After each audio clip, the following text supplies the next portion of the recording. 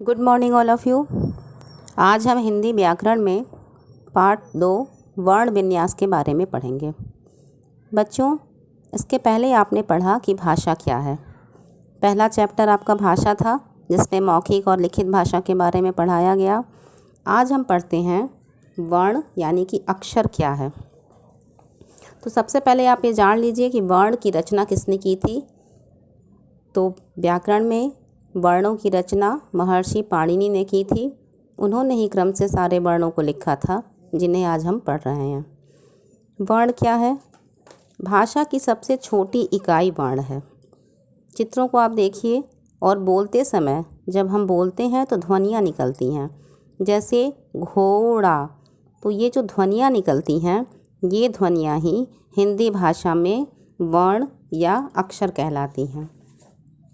सामान्य तौर पे हम पढ़ते हैं कि वर्ण भाषा की सबसे छोटी इकाई है। इसके और खंड नहीं किए जा सकते। वर्ण को अक्षर भी कहा जाता है। आगे हम पढ़ते हैं कि वर्णमाला क्या है। जब सभी वर्ण एक निश्चित क्रम से लिखे जाते हैं तो उसे वर्णमाला कहते हैं। वर्णों का व्यवस्थित समूह वर्णमाला कहलाता है। जिस प्रकार से मोती की माला में सारी मोतियाँ एक क्रम से रखी जाती हैं, तभी वो माला सही बनती है। ठीक उसी तरह जब सारे वर्ण एक निश्चित क्रम में हो, यानी क, ख, ग, घ, अंग, च, छ, यानी कि क्रम हो, ऐसा नहीं क के बाद न के बाद प, तो ये अनिश्चित क्रम वर्णमाला नहीं होगा। वर्णों का निश्चित क्रम ही वर्णमाला कहलाता है। वर्णमाला में वर्ण के दो प्रकार हैं, पहला स्वर और दूसरा व्यंजन। अब आपको पता होगा कि पहले हम स्वर क्यों बोलते हैं। पहले पढ़ते समय हम स्वर को ही क्यों पढ़ते हैं, व्यंजन को क्यों नहीं पढ़ते हैं? इसलिए कि स्वर में मात्राएं होती हैं। स्वर स्वतंत्र ध्वनियाँ होती हैं। इनके उच्चारण में किसी अन्य वर्ण की सहायता नहीं लेनी होती है। इसीलिए हम सबसे पहले स्वर को ही पढ़ते हैं, यानी पहले अ, आ, ई। हिंदी में स्वर की संख्या 11 होती है। अ से औ तक 11 होती है संख्या। अंग और अह ये भी वर्ण में आते हैं, लेकिन अंग को अनुस्वार कहते हैं, क्योंकि इसका उच्चारण नाक से होता है। अंग का चिन्ह ऊपर बिंदी होता है, जैसे बंदर, हंस, कंस। अह को हम विसर्ग कहते हैं, क्योंकि इसका उच्चारण ह की तरह होता है, तो इसे हम विसर्ग कहते हैं। इसका प्रयोग व्यंजन के बाद किया जाता है, जैसे प्रातः, अतः, नमः। विसर्ग का प्रयोग तत्सम यानी कि संस्कृत से आए शब्दों में होता है। ओके, अब हम पढ़ते हैं चंद्रबिंदी। अंग को अनुस्वार कहते हैं और चंद्रबिंदी इसे अनुनासिक कहते हैं। इसका उच्चारण नाक और गले दोनों से होता है। अंग का चिन्ह चांद जैसा होता है, इसीलिए इसे चंद्रबिंदी भी कहते हैं, जैसे चांद, पाँच, आँख, कांटा। आगे हम पढ़ते हैं कुछ ऐसे शब्द जो अंग्रेजी से हिंदी में आए हैं, जैसे आ का प्रयोग। आ, जैसे हम पढ़ते हैं डॉक्टर, तो औ की मात्रा नहीं लगाते हैं, इसमें आ का प्रयोग होता है, जिसमें सिर्फ चांद ही लगता है। Ball, office, call. यह अंग्रेजी प्रभाव के कारण इसकी गिनती स्वर में भी की जाने लगी है। यह आ और ओ के बीच की ध्वनि है, जिसे आगत ध्वनियाँ कहते हैं। ये आगत ध्वनियाँ कही जाती हैं। आगे हम पढ़ते हैं मात्राएं क्या हैं। तो आपको पता है मात्राएं कितनी होती हैं? मात्राएं 10 होती हैं। क्यों? क्योंकि स्वर की कोई मात्रा नहीं होती। स्वर 11 होते हैं और मात्राएं 10 होती हैं, क्योंकि अस्वर की मात्रा नहीं होती है, इसलिए। आगे हम पढ़ते हैं मात्राओं के लिए विशेष चिन्ह।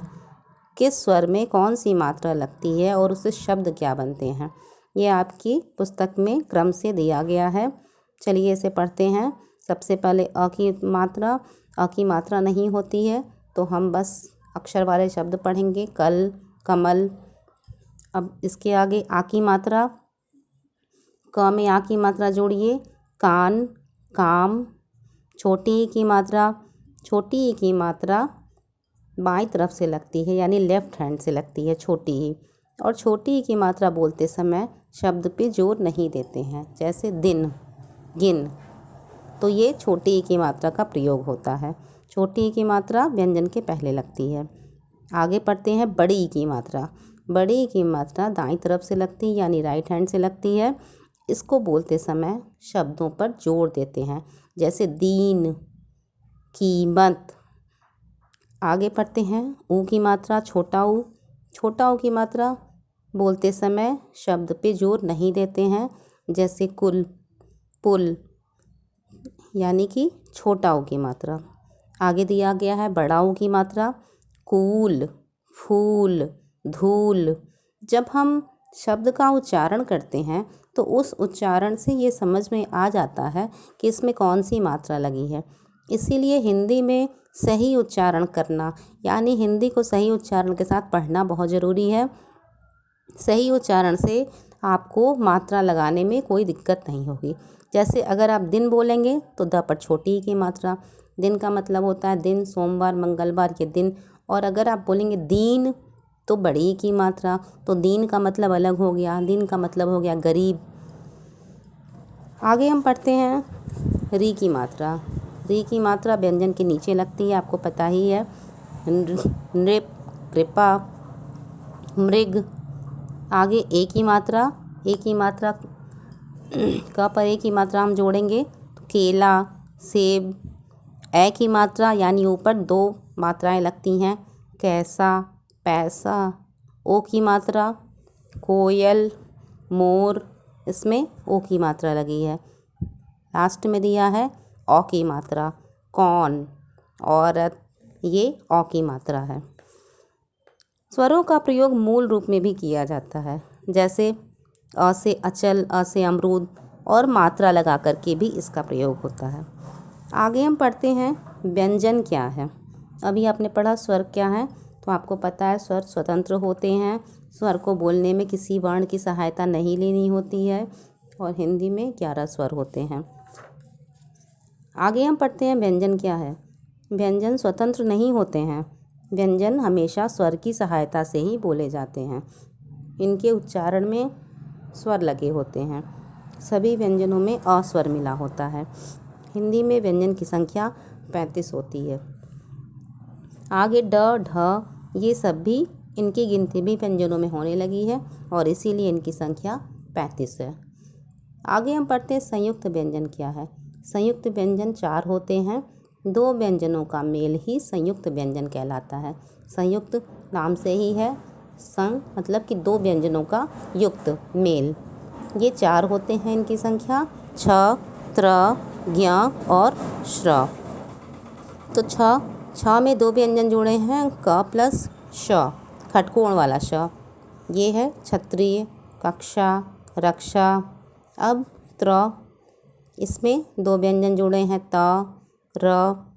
इसको शब्द है त्रिकोण, मात्रा, छात्रा। ज्ञ, इसमें ज और इया 2 शब्द जुड़े हैं, यज्ञ, ज्ञान, ज्ञात। श्र में भी 2 अक्षर जुड़े हैं, श और र। श्रम, आश्रम, परिश्रम। आगे दिए गए हलंत क्या है। हलंत जब आप वर्ण विच्छेद करते हैं तो व्यंजन के नीचे तिरछी छोटी सी रेखा जो लगती है वही हलंत कहलाती है। ये हलंत सिर्फ व्यंजन के नीचे लगता है, स्वर के नीचे कभी हलंत नहीं लगता है। आगे है नुक्ता। नुक्ता जब व्यंजन में छोटी सी बिंदी लगती है व्यंजन के नीचे, उसे नुक्ता कहा जाता है, जैसे ज़रा, फन। आगे हम पढ़ते हैं र के विभिन्न रूप क्या हैं। र एक ऐसा अक्षर है, इसके कई रूप लगते हैं। ऊपर रेफ, कार्य, मार्ग, सूर्य। इसमें ऊपर जो र की मात्रा होती है इसे रेफ कहते हैं। आगे दिया है ड्रम, ट्रक। ये र की मात्रा उल्टे वाई की मात्रा होती है। उल्टा बी जो लगता है उसे ट्रक, ड्रम, ट्रंक। आगे दिया है पदेन, जो छोटी सी लकीर खींची जाती है, प्रकाश, प्रकार, क्रम, भ्रम। ये इसे पदेन कहते हैं। तो र के विभिन्न रूप हैं। तो बच्चों आपको इस समझ में आ गया इस पाठ में। लास्ट में हम बता दे रहे हैं इस पाठ में मूल क्या है। वर्ण भाषा की सबसे छोटी इकाई वर्ण है। वर्ण के 2 प्रकार हैं, स्वर और व्यंजन। वर्णों का व्यवस्थित समूह वर्णमाला होता है। स्वर स्वतंत्र होते हैं लेकिन व्यंजन स्वर की सहायता से बोली जाती है। स्वरों की ही मात्राएं होती हैं। संयुक्त व्यंजन 4 होते हैं, छ, त्र, ज्ञ और श्र। चलिए अब हम अभ्यास पढ़ते हैं इस पाठ में आए। सबसे पहले बहुविकल्पीय प्रश्न। प्रश्न 1, शरबत का वर्ण विच्छेद क्या है। यहाँ 4 वर्ण विच्छेद दिए गए हैं। इसमें सबसे पहला वर्ण विच्छेद ही इसका सही है। इसे जब अलग करेंगे, श प्लस अ, र प्लस अ, ब प्लस अ, त प्लस अ, तो ये इसका वर्ण विच्छेद आ गया और सारे व्यंजन के नीचे हलंत लगा है। ये शरबत। दूसरा, व्यंजनों की संख्या कितनी है। तो सही उत्तर है 35। तीसरा, वर्णमाला किसे कहते हैं। सही उत्तर है वर्णों के समूह को। चौथा, श्र कैसा व्यंजन है। तो आपको पता ही है कि श्र संयुक्त व्यंजन है। पांचवा, अंग क्या है। अंग अनुस्वार है। आगे पढ़ते हैं, रिक्त स्थान भरिए। पहला, वर्ण भाषा की सबसे डैश इकाई है। कौन सी इकाई है। सही उत्तर क्या है, छोटी। दूसरा, वर्ण को डैश भी कहा जाता है। क्या कहा जाता है, अक्षर।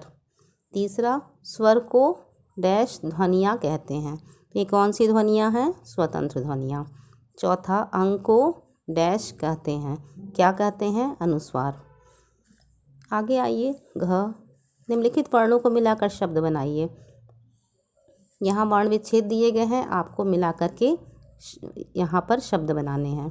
पहला, क प्लस ओ प्लस म प्लस अ प्लस ल प्लस अ, ये हो गया को म ल यानी कि कोमल।